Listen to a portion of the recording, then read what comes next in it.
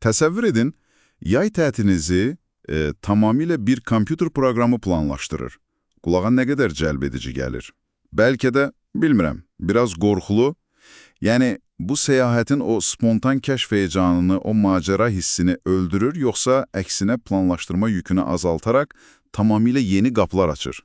1 və 0-a xoş gəlmisiniz. Bugün biz sizinlə yay fəaliyyətləri və tətil planlaması mövzusuna baş vuracağıq. Bu məqsədlə xeyli mənbə toplamışıq, onlara əsaslanacağıq. Əsas diqqət mərkəzimiz isə ChatGPT kimi süni intellekt vasitələrinin bu prosesdəki roludur. Yəni, görək nə dərəcədə faydalı ola bilir. Əlimizdə səyahət bloqlarından tutmuş, ekspert rəylərinə, hətta sorğu nəticələrinə, praktik büdcə məsləhətlərinə qədər müxtəlif məlumatlar var. Məqsədimiz də sizə yayın o isti, uzun günlərinin daha maraqlı, daha dolu keçirmək üçün təzə ideyalar, yeni strategiyalar verməkdir. Gəlin, başlayaq bu məlumatları bir-bir açaq. Baxın, ilk mənbəmiz A Way to the City adlı bir sayt, böyüklər üçün, diqqət edin, 200-dən çox yay fəaliyyəti ideyası təklif edir. 200-dən çox. Vay, bu həqiqətən çox böyük rəqəmdir. 200. Yəni, seçim imkanı boldu deməkdir. Bəli, bəli. Və siyahıda nələr yoxdur ki? Açıq hava konsertləri, yemək festivalları, milli parklara səyahət, yeni bir hobbi öyrənmək, hətta öz şəhərində turist olmaq kimi qeyri-adi təkliflər də var. Öz şəhərində turist olmaq, bu əslində çox maraqlı fikirdir. Çox vaxt yaşadığımız yerin gözəlliklərini görmürük. Düzdür. Bəs bu qədər seçim arasında sizə ən cəzbedici gələnlər hansılar olardı? Məsələn, bu siyahıdan nə seçərdiniz? Yaxşı sualdır. Məncə burada ən maraqlı cəhət odur ki, siyahı çox tarazlıdır. Yəni, həm şəhər mühitini sevənlər üçün nəsə var, muzeylər, yerli bazarlar, açıq hava teatrları, həm də təbiət aşığı olanlar üçün. Məsələn, yürüyüşlər, çimərlikdə vaxt keçirmək, hətta qum qalası tikmək kimi uşaqlıq xatirələri, düşərgə salmaq, hətta belə bir klassik şey də var idi deyəsən, isti yay axşamı dostlarla tonqal ətrafına yığılıb marshmallow qızartmaq. Çox nostaljik və səmimi bir şeydir. Hə, o marshmallow qızartmaq doğrudan da klassikdir. Deməli, istər sakitlik, istər adrenalin axtar fərqi yoxdur. Hər zövqə uyğun nəsə tapmaq olar. Bəli, məsələ. Seçim çox genişdir. Çox gözəl. Bəs yaxşı, bu fəaliyyətləri seçdik deyək. Tətilin özünü planlamaq necə? Xüsusilə də tək deyilsinizsə, bir neçə nəfərlə səyahət edirsinizsə, bu bəzən, necə deyəyim, əsl baş ağrısına çevrilə bilər. Razılaşmaq çətin olur. Ay aman, o planlaşdırma mərhələsi, bəli, o çox vaxt aparan və mübahisəli məqamdır. Xüsusən qrup səyahətlərində. Kim hara getmək istəyir, büdcə nə qədərdir, nə vaxt? Məhz elə. Baxın, bizim mənbələr Brunel.io blog, sonra Reddit'dəki müzakirələr göstərir ki, insanlar bu prosesi asanlaşdırmaq üçün getdikcə daha çox süni intellektə üst tuturlar. Əsasən də ChatGPT kimi vasitələrə. Maraqlıdır. Necə kömək edir ki, bu alətlər? Deməli, belə işləyir, siz öz büdcənizi daxil edirsiniz. Maraqlarınızı, məsələn, tarix, təbiət, əyləncə, səyahət tarixlərinizi, bir də necə bir təcrübə istədiyinizi, macəra olsun, yoxsa sakit istirahət, şəhər kəşfiyyatımı və süni intellekt bütün bunları analiz edib sizə uyğun destinasiyalar təklif edir. Hətta bəzən detallı marşrutlar, gündəlik planlar belə hazırlayır. Vay, bu doğrudan da planlaşdırmaya sərf olunan vaxtı əhəmiyyətli dərəcədə azalda bilər, xüsusilə ilkin araşdırma mərhələsində. Yəni, hara gedək sualına cavab tapmaq üçün saatlarla internetdə axtarış etməyə əvəzinə. Amma yəqin ki, burada da nüanslar var. Yəni, nə qədər dəqiq olur bu təkliflər? Bax, elə ora gəlirik. Mənbələr deyir ki, siz süni intellektə çox dəqiq sorğular verməlisiniz. Bəzən bunlara sehirli sorğular deyirlər, yəni magic prompts. Nə qədər detallı olsa, o qədər yaxşı nəticə verir. Aha, məsələn, necə bir sorğu? Məsələn, belə bir şey. Avqust ayında $1000 büdcə ilə Avropada kütlədən uzaq, təbiət qoynunda macəralı istirahət üçün ən yaxşı 3 yer hansıdır? Bax, belə spesifik. Anladım. Yəni, ümumi yox, çox konkret olmalıdır istək.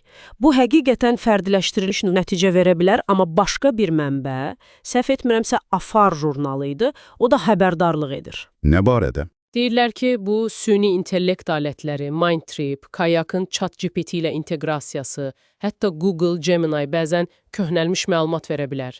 Qiymətlər, uçuş cədvəlləri dəyişmiş ola bilər. və ən əsası bəzən səhv edə bilərlər. Buna hallüsinasiya deyirlər texniki dildə. Yəni tamamilə uydurma, real olmayan məlumatlar təqdim edə bilər. Otel adları, məkanlar. Ciddi? Deməli, süni intellekt dediyi deyə kör-körana inanma olmaz? Qətiyyən, mütləq, amma mütləq təklif olunan hər şeyi, otelin həqiqətən mövcud olub-olmadığını, qiymətini, uçuş detallarını, viza tələblərini özünüz başqa mənbələrdən yoxlamalısınız. Yəni, süni intellekt yaxşı bir başlanğıc nöqtəsidir, ilkin, ideyalar verir. Amma son yoxlama insan faktoruyla olmalıdır. Bu çox vacib bir məqamdır. Deməli, vaxta qənaət edir, amma yoxlama məsuliyyətini aradan qaldırmır. Bəli. Əslində, ilkin araşdırmaya sərf edəcəyiniz vaxtı indi o təklifləri yoxlamağa sərf edirsiniz. Amma yenə də prosesi bir qədər strukturlaşdırır. Hətta bəzi yeni alətlər də var. Məsələn, Gondol adlı bir proqram. O sizin otel layallıq proqramlarındakı ballarınızı da nəzərə alır. Necə yəni? Yəni, sizə otel təklif edəndə qiyməti həm pulla göstərir, həm də əgər varsa sizin topladığınız ballarla nə qədərə başa gələcəyini. Bu da əlavə bir qənaət imkanı yaradır. Bax, bu çox praktik bir funksiyadır. Yaxşı, yoxlama mərhələsinin vacibliyini anladıq, bəs maliyyə tərəfi ümumiyyətlə. İnsanlar necə planlaşdırır? Deloitte'in bir sorğusu var idi deyəsən. Deloitte sorğusu maraqlı trendləri göstərir. Deyir ki, 2025-ci ildə səyahətçilər daha çox qənaətə meyillidirlər. Yəqin ki, qlobal iqtisadi vəziyyətlə əlaqəlidir. Nə kimi qənaət üsulları? Əsasən iki şey önə çıxır. Daha çox avtomobillə səyahət edirlər. Yəqin ki, yaxın məsafələrə, bir də beynəlxalq uçuşları azaldırlar. Daha çox daxili turizmə yönəlirlər. Anlaşılandı. Bəs büdcəni aşmamaq üçün konkret hansı addımlar atmaq olar? Praktik məsləhətlər varmı mənbələrdə? Var, əlbəttə. Məsələn, Service Credit Union kimi maliyyə qurumlarının tövsiyələri var. Çox praktik şeylərdir. Birincisi və ən əsası, səfərə başlamazdan əvvəl dəqiq bir büdcə müəyyən etməkdir. Nəqliyyat, qalma, yemək, əyləncə üçün nə qədər ayıra bilərsiniz. Bu aydındır. Başqa? İkincisi, əgər iş qrafikiniz imkan verirsə, qeyri-pik dövrlərdə səyahət etmək. Yəni, hamının tətilə çıxdığı iyul-avqust ortası yox, məsələn, iyunun əvvəli və ya avqustun sonu, sentyabrın əvvəli. Bu vaxtlar həm aviabiletlər, həm də otellər adətən daha ucuz olur. Shoulder season deyirlər buna. Kənar mövsüm. Bəli. Üçüncüsü, məkan seçimi. Bahalı, populyar kurortlar əvəzinə, məsələn, milli parkları, qoruqları və ya daha kiçik, az tanınan şəhərləri seçmək olar. Həm daha sərfəlidir, həm də çox vaxt daha sakit və fərqli təcrübə olur. Bu da yaxşı fikirdir. Bəs endirimlər falan? Əlbəttə, mövcud endirimlərdən mütləq yararlanmaq lazımdır. Əgər varsa hərbiçi, tələbə endirimləri, müxtəlif kartların, bankların təklif etdiyi mükafat proqramları, layallıq balları, bunları araşdırmaq vacibdir. Həmçinin səyahət zamanı gündəlik xərcləri azaltmaq üçün də kiçik addımlar var. Məsələn, hər dəfə kənarda yemək əvəzinə bəzən yerli marketdən nəsə alıb piknik etmək. Ya da öz qəlyanaltılarınızı, təkrar istifadə edilə bilən su qabınızı özünüzlə götürmək. Taksi yerinə ictimai nəqliyyatdan istifadə etmək. Kiçik görünən, amma sonda büdcədə fərq yaradan şeylərdir bunlar. Tamamilə doğrudur. Damcı-damcı göl olar məsələ. Büdcə məsələsi aydındır, amma indi başqa bir trend də var. Dayanıqlı səyahət, ekoloji məsuliyyət.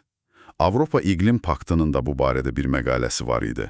Tətilimizi necə daha yaşıl, ətraf mühitə daha az zərərli edə bilərik? Bu barədə nə deyə bilərik? Bəli, bu çox aktual və vacib mövzudur artıq. Getdikcə daha çox insan bu haqda düşünür. Məqalədə bir neçə əsas istiqamət vurğulanır. Birincisi, nəqliyyat seçimi. Əgər mümkündürsə, qatarla səyahətdə üstünlük vermək tövsiyə olunur. Çünki qatarın karbon emissiyası adətən təyyarə və avtomobildən xeyli azdır. Avropa daxilində bu çox real variantdır əslində. Bəli.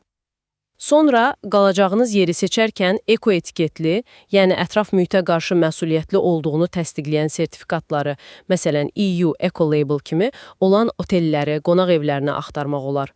Bu o deməkdir ki, onlar enerji, su istifadəsi, tullantıların idarə olunması kimi məsələlərdə müəyyən standartlara cavab verir. Başqa hansı addımlar var? Özümüzlə təkrar istifadə edilə bilən əşyalar aparmaq. Su qabı dedik, amma məsələn, bez çanta, bambuk diş fırçası, bərk halda olan şampun və sabun, plastik qablaşdırmanı azaltmaq üçün. Bunlar kiçik görünsə də təsiri böyüdür. Həmçinin, getdiyiniz yerdə yerli məhsullara, mövsümi qidalara üstünlük verən, dayanıqlı təchizat zənciri olan restoranları seçmək.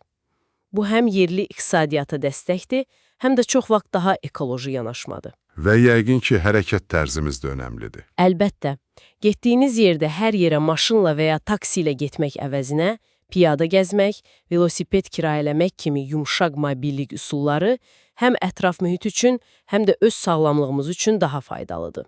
Həm də şəhəri və ya təbiəti daha yaxından hiss etməyə imkan verir. Deməli, həm büdcəyə, həm də təbiətə dost səyahət etmək tamamilə mümkündür. Sadəcə biraz daha şuurlu seçim etmək lazımdır. Tamamilə razıyam. Bütün bunların nəzərə alsaq, istər planı ChatGPT qursun, istərsə də özümüz ənənəvi üsulla quraq, deyəsən əsas məsələ odur ki, tətil bizim üçün, bizim gözləntilərimiz üçün mənalı olsun. AAA-nın bir məqaləsi var idi, orada uşaqlar da səyahətə fokuslanmışdılar. Hə, o da ayrı bir aləmdir uşaqlarla səyahət. Bəli, orada vurğulanırdı ki, uşaqların yaşına uyğun fəaliyyətlər seçmək çox vacibdir. Məsələn, körpələr üçün əsas olan rahatlıq və rejimdir. Məktəbə qədər yaşlı uşaqlar üçün əylənərək öyrənmək maraqlıdır. İnteraktiv muzeylər, heyvanxanalar kimi. Məktəblilər yəqin ki, daha çox kəşf etmək, nəsə yeni öyrənmək istəyirlər, daha interaktiv turlar məsələn. Düzdür. Yeniyetmələr üçünsə daha çox macəra, aktivlik və bəlkə də biraz sərbəstlik, öz dostları ilə vaxt keçirmək imkanı önəmli olur.